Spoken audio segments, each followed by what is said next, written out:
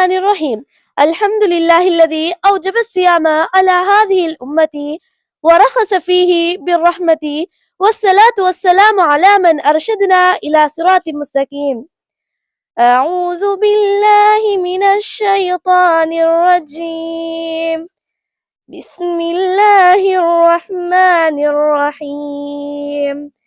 شهر رمضان الذي أنزل فيه القرآن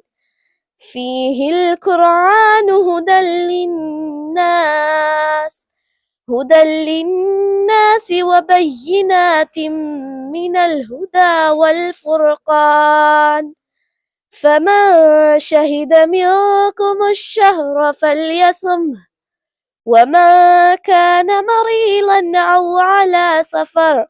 أو على سفر فعدة من أيام أخر، يريد الله بكم اليسر ولا يريد بكم العسر، ولتكملوا العدة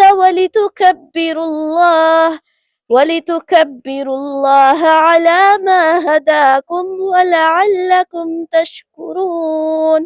صدق الله العليم. ಗೌರವನೀಯ ಮುಅಲ್ಲಿಮಾಗಿಂದ ಸಹೋದರ ಸಹೋದರಿಯನ್ಗಿಂದ ආදරණීය දෙමව්පියන්ද ඔබ සැමට අස්සලාමු අලයිකුම් වරහ්මතුල්ලාහි වබරකාතුහු. මා මෙම ස්ථානයට පැමිණියේ රමලාන් මාසයෙන් සහ අල් කුර්ආන් ගෙන කිහිපයක් බව හමුවේ තිබීමටයි. ශාබාන් මාසයේ අවසානයේදී එනම 29 දා දිනේදී අහස්තරන් බැබලි රමලාන් සඳපෙනේ අල්හම්දුලිල්ලා. රමලාන් මාසය අල්ලාහ් තාලාගෙන් මුස්ලිම් වරුන් අපිට ලැබුණු තේගක්. නමුත් රමලාන් මාසයේ ප්‍රතිඵල විඳ ගැනීමට අපි වෙනුවෙන් අදාළ වෙන කල යුතුයි. පහත සඳහන් අල් කුර්ආන් වාක්‍යයේදී විශ්වාසයෙනි ඔබට පෙර සිටි අයට සෞම්‍ය අනිවාර්ය කලාමින් බව ඔබටද සෞම්‍ය අනිවාර්ය කර ඇත. එමකින් බව තක්වාව ඇති කරගනී කියලා.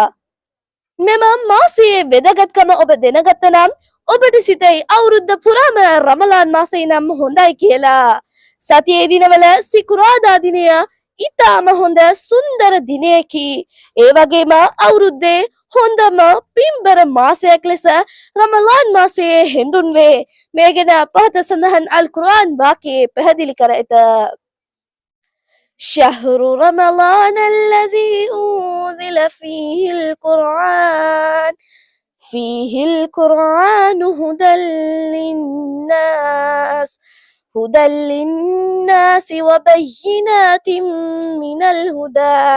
من الهدى والفرقان.